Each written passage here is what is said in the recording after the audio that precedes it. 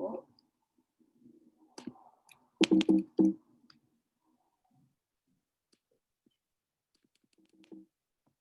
Okay, so good evening, everyone.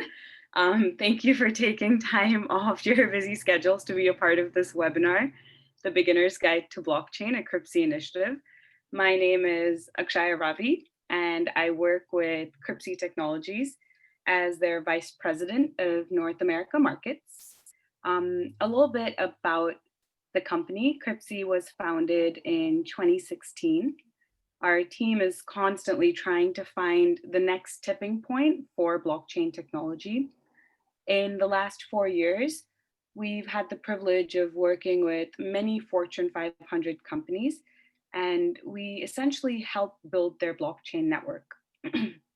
Primarily, KrypC is known as a blockchain as a service company who help develop, deploy, and manage blockchain solutions for enterprises. Over the next few minutes, I'll try to keep it short. I'll be walking all of you through a little bit about the basics of blockchain and into how blockchain is used in different industries by enterprises. It's kind of like a closer look into how blockchain actually works in the real world. Why am I not able to click? Oh, there we go. Okay. So how is blockchain invented? In 2008, a Bitcoin white paper was published by Satoshi Nakamoto. And in this white paper, Satoshi mentioned a new way of thinking about currencies. It was a digital currency, which used a different logic, which the world wasn't used to back in 2008. So instead of using traditional paper-based currencies, one would have a digital wallet on the cloud, and they could receive digital currencies and store it on the cloud in their e-wallet. A wallet is essentially a secure way of storing your digital assets. And before Satoshi's white paper, many attempts had been made to introduce digital currencies, but nothing succeeded because the main problem with anything digital is that data can be duplicated. So with a paper currency, if you give me $1, you no longer have it. But with digital currencies, if you send me a document that says $1 on it, I can duplicate and disperse it to many others. And there's no way of tracking it back to its original source or making sure whether it's authentic. So Satoshi found a solution to this by building an infrastructure that made users create a digital wallet to store their currency and introduced a public ledger.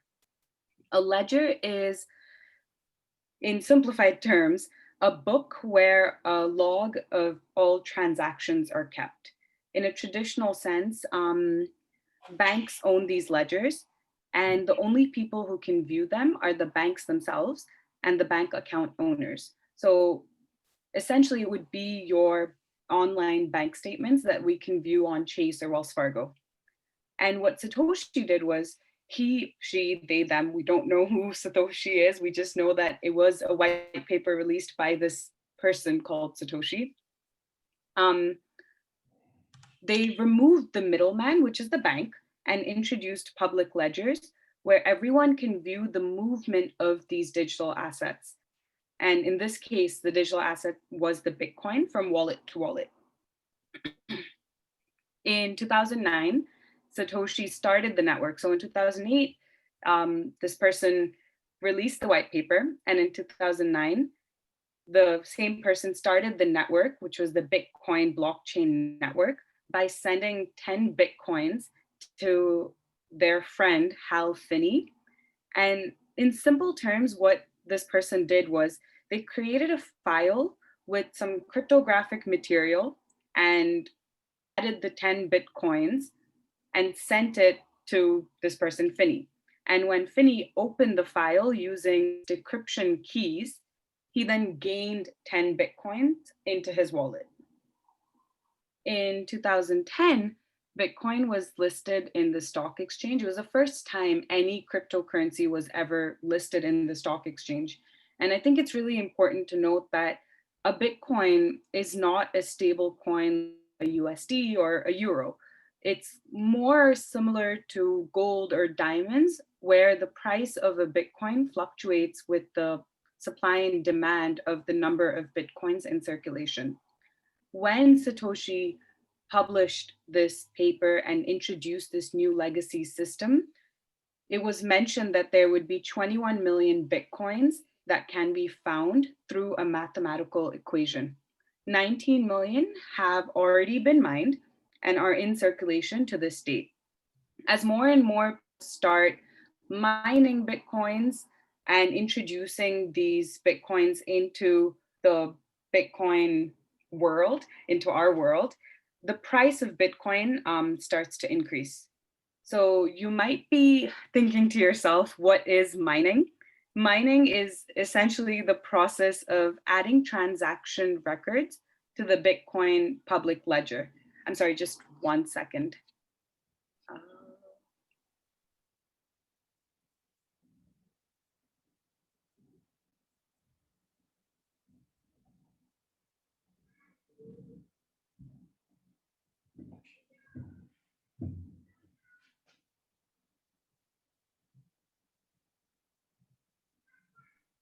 Sorry. Okay, so mining. So what is mining? Mining is essentially the process of adding transaction records to the Bitcoin public ledger, as I was mentioning. And miners get involved in the process to earn Bitcoins for the work their computers do. Miners are basically trying to be the first person to come up with a 64-digit number called a hash. And that number always has to be less than a target hash, which is set by the Bitcoin infrastructure. For example, the target hash right now is a 64-digit number that starts with 5 zeros. So, in essence, a person could start guessing these numbers by saying 5 zeros, 1, and then the rest of the numbers is zeros, and then 5 zeros, 2, and then the rest of the numbers is zero. So it's kind of like a guessing game. But if you're going to try to guess this hash on your own, it's going to take about 302 years just for you to get one hash correct. So instead, what miners do is they spend money on expensive computers that basically spend the whole day trying to guess a 64-digit number that starts with 5 zeros and meets that minimum requirement. And the minute that the computer guesses it correctly, the miner gets a reward of certain Bitcoins. And the Bitcoin network also benefits because this mathematical equation the miner just solved helped in creating one of the blocks in the chain. And as more and more people start mining for Bitcoins, there's more Bitcoins in circulation, but it also means that there's more computers on the Bitcoin network helping keep that network survive and kind of grow. So in 2011, one Bitcoin became the same as one USD. And in 2013, that same Bitcoin became $100. And then in 2014, Microsoft all of a sudden realized that, okay, fine, Bitcoin, there's something that's happening here. Let's start accepting Bitcoin as a method of payment. And it's the first company to ever accept Bitcoin as a method of the payment. And people really started recognizing it. So flash forward to today, all of a sudden, one Bitcoin equals $14,000. And you might be wondering, in a way, it's like, why did I walk you through a very boring history class of why blockchain was invented and what the connection is? Somewhere along the road in this timeline, between the first transaction that Satoshi sent to Hal Finney and Microsoft accepting Bitcoin as a payment method, people started probing and kind of analyzing what makes Bitcoin so powerful and so successful. And they realized that the real money isn't the 21 million Bitcoins that can be mined. It's the underlying technology that allows digital currencies to even exist. And that's where blockchain kind of enters. I think that in today's day of really understanding blockchain and making sure that people and companies are really utilizing blockchain to its full potential, there's a misunderstanding that Bitcoin and blockchain are the same thing. But the fact of the matter is that Bitcoin is an application of the blockchain technology in the banking and finance industry. And blockchain is the underlying data structure, infrastructure that can be used for many industries and use cases like cryptocurrency. So as to say that Bitcoin is not the same as blockchain. So what is blockchain? So many people would always call it or say that it's just a distributed network of computers or nodes that maintain a shared database. And you might keep hearing it being described as a digital ledger that's stored in a distributed network. An analogy that kind of helps me understand it is picture a spreadsheet that is duplicated thousands of times across a network of computers. Then imagine that this network is designed to regularly update this spreadsheet. And that's it. That's the basics of blockchain. The information is constantly reconciled into the database, which is stored in multiple locations and updated instantly and constantly on these computers. The records on the computers are public and have no central location to hold the data. And the community of these computers, of the ledger and the data that anyone can see and view can now become a part of this ecosystem. And anyone can simply become a part of this by hooking your computer to be a part of it.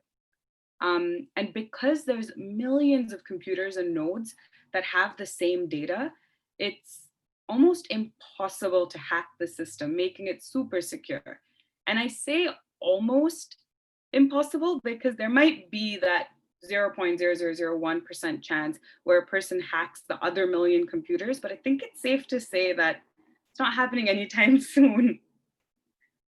So why is blockchain important? I think today, everything is centralized. Take a bank, for example. If you want to transfer money to a friend, you tell the bank to take $50 from your account and transfer it to your friend's account. The bank has complete control over your transaction, your data, and your money. You could look at using another alternative like PayPal or Venmo, but you would still need to share your bank details, or if not your bank details, at least your name and your email, which is becoming more and more personal sensitive data, which can be all avoided with blockchain. Blockchain has no central authority.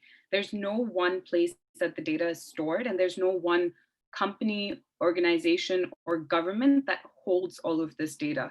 Everyone in the network of millions of computers owns the information collectively, and information is open for everyone to see. The information on the block saying X Bitcoin was transferred from wallet 123 to wallet 456, for example.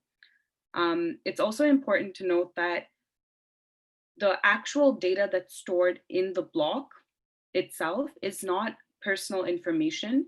It would be the hash of the current block, it would be the hash of the previous block, and a timestamp. So no important information like your wallet details or any of that is ever going to be stored on this block. Blockchain is immutable, meaning that once a transaction is logged on the ledger, it cannot be edited or deleted, making it all the more secure and transparent and public.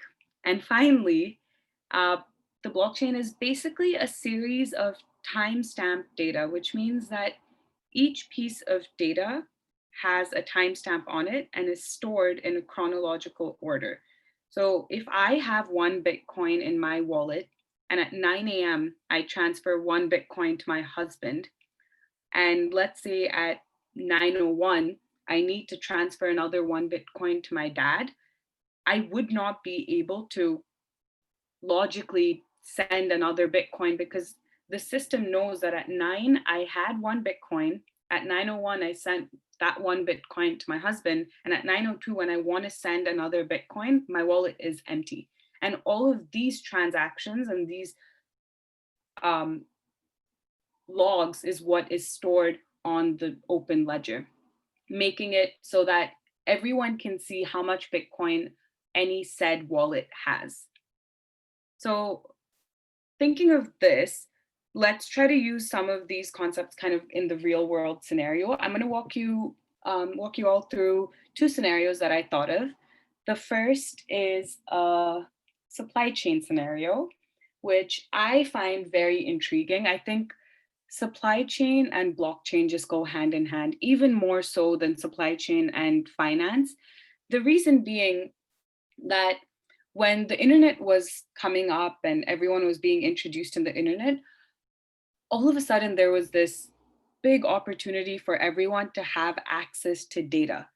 But that data means nothing if A, you can't control what data you're getting, and B, you can't control who you're giving your data to. So imagine in a supply chain use case, I'm gonna give an example of a coffee chain, let's say Starbucks.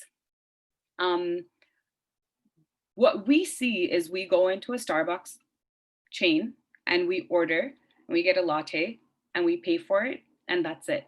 But what's happening behind the scenes? How are they producing the coffee beans? How are they getting the coffee beans? Is it all being ethically sourced? Are the farmers getting paid? I feel more and more nowadays we're getting into a world where consumers want and have a right to know whether the coffee beans that we are getting from any coffee chain is actually coming from Colombia or it's actually coming from Africa. And I think that is where blockchain comes into a picture. So now imagine you go into a coffee store like Starbucks and you buy a cup of coffee, and on that cup of coffee, you see a QR code. And by using just any camera on your phone, if you scan that QR code, it kind of walks you through the entire supply chain that it took for the coffee to come from farm to cup. So it could start from your farmers who grow these beans, and then how these farmers actually help this the society in terms of if they are cutting down trees, then maybe they need to replant trees. Are they actually doing that? And then how do they actually process these coffee beans into an ethical way? And then how are they sending these beans, packaging these beans, and then sending it to the supplier and every single stop that it makes? So let's say en route from Africa to America, somewhere along the lines, someone switches one of these boxes that has coffee beans with another box that might have something that's not coffee beans. It looks like coffee beans, it smells like coffee beans, everything is the same, the packaging is the same. But how would we ever know that that box truly came from the supplier that it was meant to come from? So that's where the blockchain comes into place.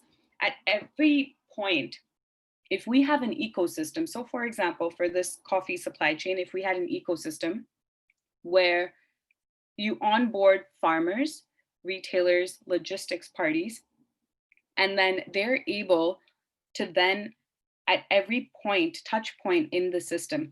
So the minute the farmer plucks the beans off the tree, they call it a lot number and then they upload it onto the blockchain.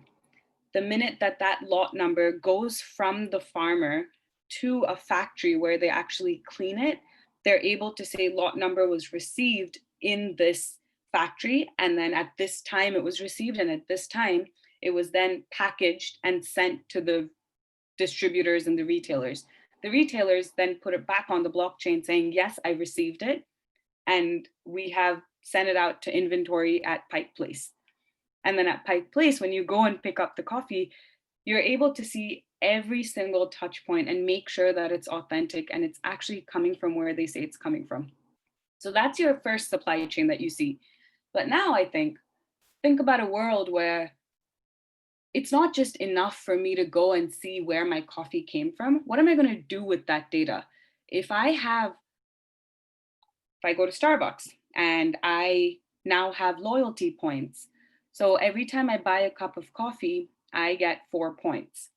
And for every 4 points, I can either redeem that 4 points for cash back, or I can do multiple things with that. If I have a sort of social responsibility back to the farming, then what I can do is when the customer shops at the store and they get they get incentivized by getting loyalty points.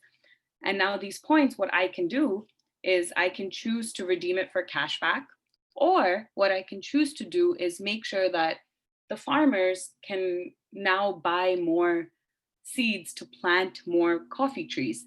So then I can use my blockchain wallet or the loyalty card system to then take 4 of my points or X of my points and then give it back to the farmer. So I tell Starbucks now on my application that says, take these 4 points. I don't want cash back. Give it to the farmers and make sure that they get seeds instead. And then I can follow this track all the way back to actually see that the farmers are actually getting these rewards. And I think that's really, really interesting because now you have a kind of insight. You're having data points into, I bought this coffee, but are the farmers getting paid for the exact price? Is it a fair trade? Or are companies just not paying farmers and retailers? Are they just taking more money? And I think now we have this complete supply chain of not just farm to cup, but then how it goes from cup back to the farmers.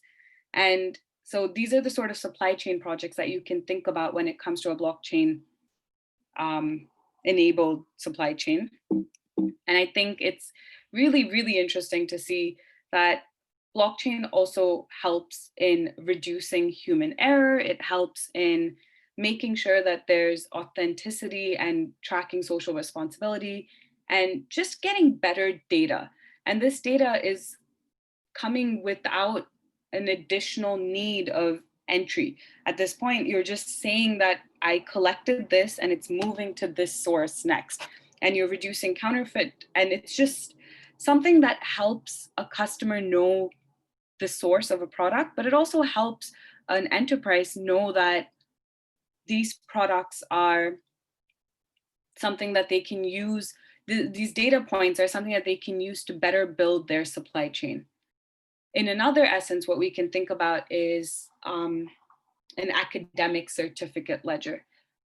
In a traditional sense right now, you attend a university, college, school, and at the end of it, you get a paper-based diploma, which you would go walk down the graduation ceremony and you would collect it, which is all great. All of that would still happen. But now imagine, instead of getting a paper-based diploma that you're so just hoping that nothing happens to it, you don't want to lose it, you don't want to put it in your water, you don't want it to catch on fire, like none of that. You have to be so secure with it, because every time that you think that you've lost it, you're paying at least another $100 to just reclaim that certificate from institute.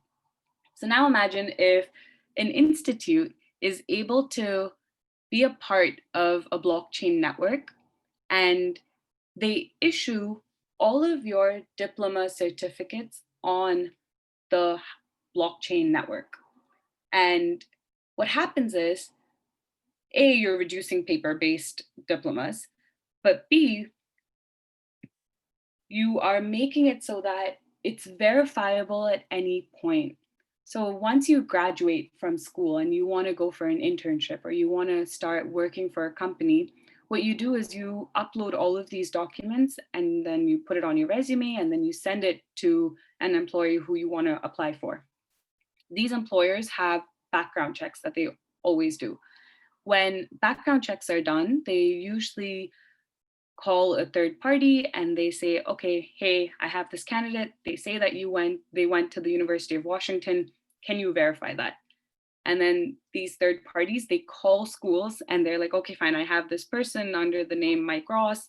Can you verify that they actually went to your university? It's A, time consuming, it's B, just not cost efficient. And imagine just cutting out all of these middlemen. Imagine not sharing your information. So yeah, you got your diploma, you know that, but you don't need to share that you got it with a third party. I feel like it's fair enough that you share it with your employer that you're trying to be employed by, but that's it. You don't need to share it with anyone else. So now what you can do is the minute a blockchain enabled certificate is issued, a college or a university would go on to a website, issue the certificate, and then provide it to a student. The student now has complete control over who sees that data. They would be able to generate a QR code again. And what happens is the QR code gets scanned by the employer, and then it shows that it's blockchain verified, and it shows that Mike Ross actually did graduate from the University of Washington or the University of California with the bachelor's in engineering. And this is his GPA, this is his student ID, this is his state. And the University of California is the one who issued it. Now, bringing that in with that layer of security means that at a touch of, at a scan at this point, employers are able to validate and verify whether or not a resume is factual. And you're just cutting out that third party and saving a lot of overhead costs in this manner. So as I mentioned, you would have your issuing authority, which is your university or schools, who would go and then upload all of the student certificate details. And then that would be created into a hash, which is the 64-digit number. And then it would get uploaded onto the blockchain. And then it would also have a QR code that you can share with whoever you want. And whenever that QR code is scanned, it would show the certificate details. So this is another use case of how you can think about blockchain in an education industry. I feel that more and more blockchain is really just becoming the infrastructure, but I think it's also about understanding that blockchain empowers people with the right to their data. I don't want to share my data with companies, with people. If they don't need to know, I don't want to share. It's just going down that path. I feel like we have the right to our data, and that is what blockchain enables.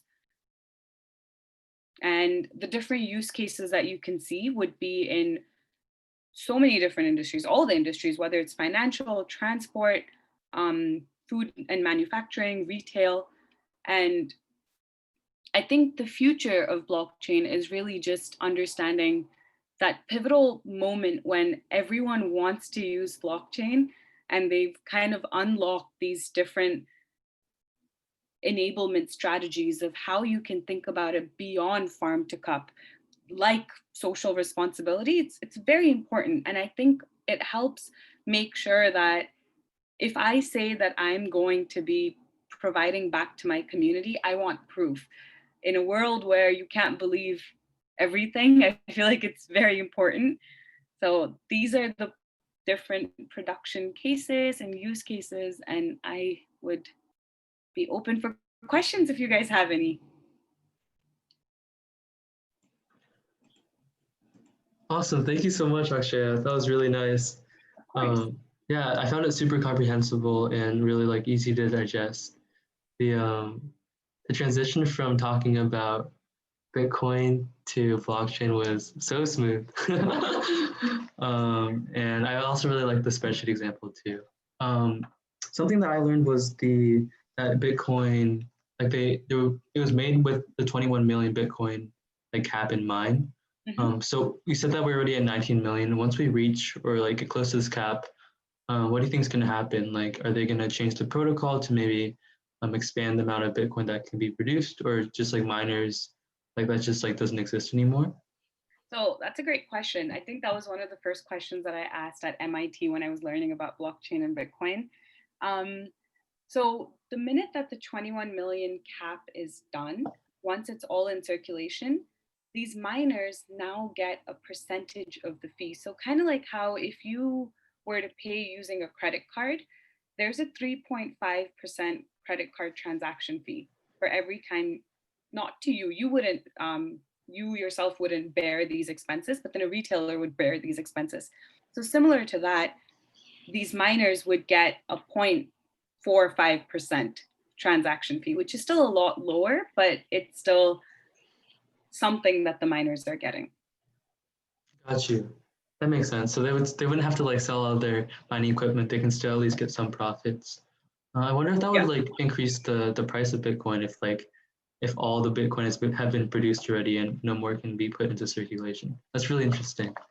I don't know. I feel like once that 21 million is reached, I don't think it's not gonna fluctuate as much as we see today. Because I think right now it's at 14,000. A few days ago it was at like $8,000. So Mhm. it's very volatile. So that volatility will definitely come down once all the 21 million is out in the market. But at the same time, I think it's important to see when more companies are using or accepting Bitcoin, then more people would want to pay with Bitcoin. So then more people would want the Bitcoin. It becomes kind of like diamonds, it's just a rock. It's nothing special. What makes it fancy is that not everyone can have it. So that's the same with Bitcoin. What you can't have, everyone would want. So that 21 million would always have a value attached to it. And it becomes kind of like an antique commodity. Got you. Super interesting. My other question is, um, obviously banking, finance, and supply chain are some of the biggest use cases for blockchain. Like personally, what do you think is like the most interesting use case for you? Um, so my favorite has to be supply chain. I'm a supply chain major, so I love supply chain. I think it's not, you can think of a supply chain even in a finance world where you're trying to see, okay, fine, I gave my money to my husband. Where did he give his money? So then imagine you have that one Bitcoin and you're able to trace everywhere that it's been and what they've used it for. I think that's pretty interesting. And I feel like there's a lot of potential in supply chain, but I feel it's also one of the areas that's been a lot more researched into when it comes to the blockchain industry. So a lot of people are already using supply chain and blockchain hand in hand. Where it's not being used as widely, I think it's more on education. And I'm kind of interested to see where that takes off because education has evolved to e-learning and all of these different platforms like Coursera and stuff like that. But your payment method, your scholarship method, all of that kind of remain the same. Even if you have to kind of like transfer from one college to the other. So I went to the University of Texas, and if I wanted to go from Austin to Dallas, I would then have to procure all of these paperwork and then provide it to Dallas personally, which I feel like it's very cumbersome. And removing all of this, I think, is going to be very, very interesting in the educational world. Same for Awesome. scholarships. I think if right now I want to apply for a scholarship, as much as I love scholarships and I've always wanted it, the paperwork that comes with it, it was just Mhm. so hard. I was like, do I really need that? And then I would just forget about it. Mhm. It was too much work. So rather imagine everything is just already on the wallet and all I have to do is kind of upload it. It's a one-stop shop. So you're not spending too much time or money. Mhm. Cool. Thank you. Yeah. Hey Akshaya, thank you for like a wonderful presentation. Thank you. And it's awesome. Like it's I feel like I learned the comprehensive way. Like people will brag about they say like they know blockchain, and if we ask any questions, they can't able to answer the questions. Like okay. So when you speak about the third party, I feel like the field which involves most third parties real estate or Mm-hmm. the home selling parties. Of course. So, would you think like they will remove those third parties with the blockchain, or will they allow in the future? So I think once the world starts seeing the potential of blockchain, especially when it comes to third parties in um, insurance or in real estate, how I think about it is what they do is they provide a sort of service. And I think that's something that's hard for a technology to replace. But what could be replaced, so a person who's showing me a house, that's something that's going to be very hard for any technology, even AI or ML, all of that's going to be very hard to replace. What could be kind of automated now is real estate agents, once you want to close on a house, what they do is they walk you through all this paperwork and they walk you through the addendums, and then you have to sign here, sign there, all of that.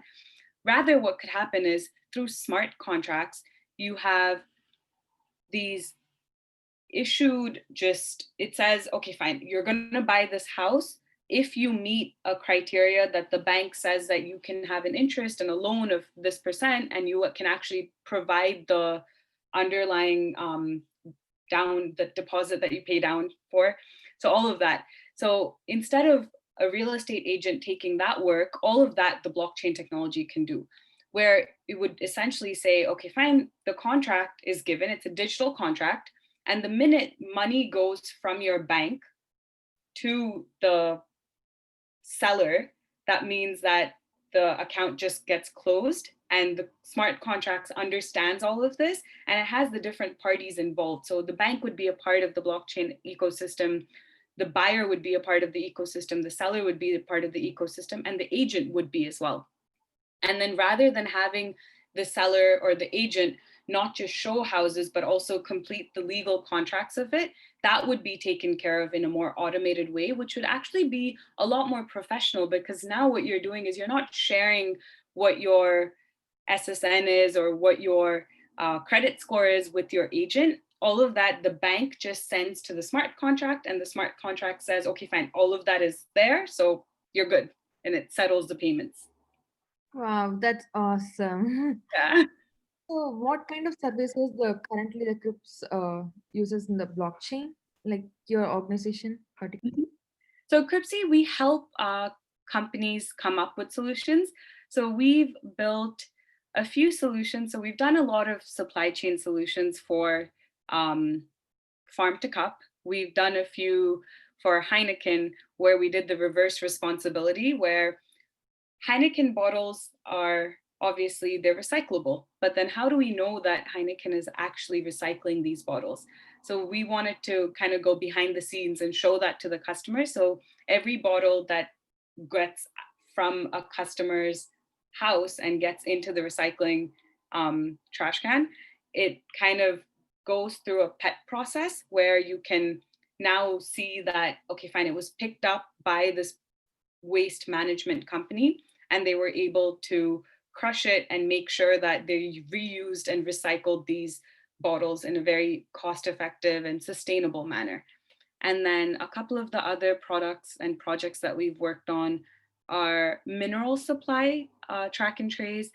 I think a big one is understanding pharmaceutical and drug track and trace, because I can still be okay if my coffee beans aren't sourced ethically, but I will not be okay if somewhere in the supply chain, my Tylenol was switched with poison. I don't know, like it's possible. I would never know unless the company shows me that they're bringing it in from X place to Y to Z. I need to know that. And I think that's where pharmaceutical, kind of that transparency is very, very, very important. Yeah, that's lovely. So Yeah. I'm also majoring in supply chain currently, so it's great Nice. to see all these Yeah, technologies emerging in the blockchain, the supply chain. Yeah. exactly. It's definitely interesting.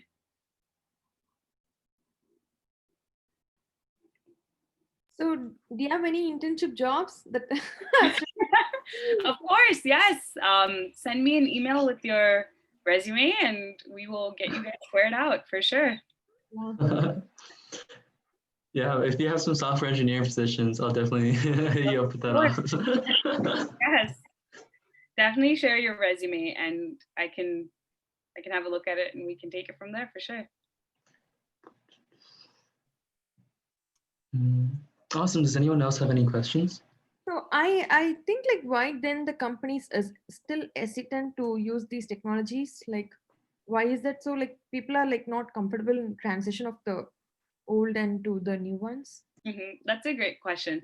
I think it's kind of, there's two parts to that question. I think the first is that blockchain is still being very much discussed about whether it's needed or not. If there's a digital asset, putting it on a blockchain, it's 100% useful, yes. But then if you're just looking at a normal track and trace, you could technically do that without a blockchain. It would just mean that that security might be a little less compromised, but you can still do that. There are other methods of doing it. I think the first point is that there's still a lot of hesitation because there's not a lot of industry knowledge around blockchain. There's pioneers to the blockchain technology, social and economical factors of it, but not everyone knows what blockchain is. And because of that, a lot of companies kind of get scared about it. They're like, okay, fine, do I really need it? Do I need to spend this sort of money switching from my legacy system to this unknown system of what if something breaks? What if my systems go down? And that fear, especially for larger companies, it's a known and well-known fear. I think it's not bad to have that fear. But as more and more companies kind of start onboarding blockchain technology, I see that more and more companies want to be a part of it.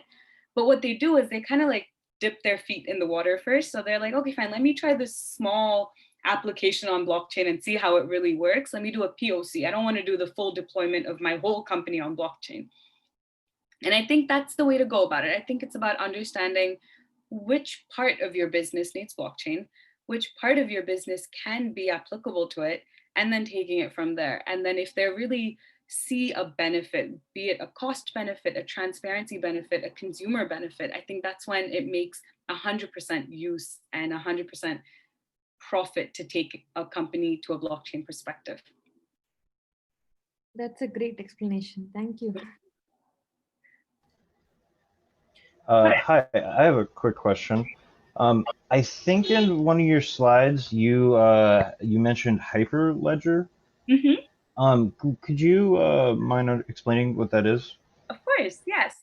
So in blockchain, there's a few different domains. So there's a public blockchain and there's a private blockchain. A public blockchain is like your Bitcoin or your Ethereum, where it's open and everyone can see it. But then there's also a private blockchain where you invite people into your network. Hyperledger is a private permission blockchain, and enterprises more and more like to use a private blockchain so that they're not sharing their data with everyone, rather only the parties that are involved. So for example, for the supply chain track and trace that I was mentioning for Starbucks, for example, Starbucks doesn't need, if I'm buying the cup of coffee and I have a QR code, my friend doesn't need to know whether my coffee was ethically sourced. I don't think she would really care about it.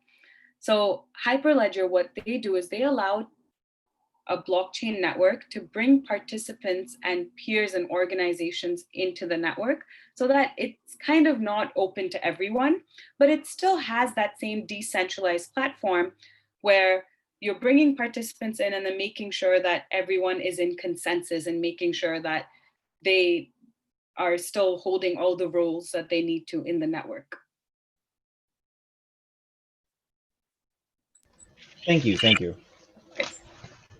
Can you talk about if there are like governmental uses for blockchain? Because I mean, the description that you did of the diploma, it seems like that could be extended to something like social security numbers, where it's this piece of paper that you get and it's this number and it gets passed around and you want to keep it secure, but it's hard to keep secure. And then I've read that like there's a country in Eastern Europe, I think Estonia, that has put a lot of governmental sort of services and tracking onto into a digital way. And I don't know if that's using blockchain or not, but it seems like a really interesting sort of thing to tackle. Definitely, yes, you're 100% correct. I myself have not worked on any government projects, but from my reading and my understanding, you can definitely use blockchain for voting. You can use it for social security, just like you said. Rather than providing the social security through mail, what you do is now you're sending your social security card becomes a digital asset that gets transmitted from the government or the USCIS, and then it comes in to a person through the blockchain network on their email or on that network. And likewise, what you can do is you can vote for people rather than going to a place and making your vote through the ballot or mailing in your ballot. What you can do is you can vote on a private consortium where you're going to be saying, okay, fine, I want to invite all of these parties onto the blockchain network, and I want to make sure that all of them get a vote. And the minute you log your vote, it gets onto the ledger and it's not editable. So once it's done, it's done. It's immutable. No one can hack it. No one can change a result of a vote. So definitely there are many use cases, and I would love to share a few. I might send an email to Angelina, and maybe she can circulate it to you guys. Thank you. Of course.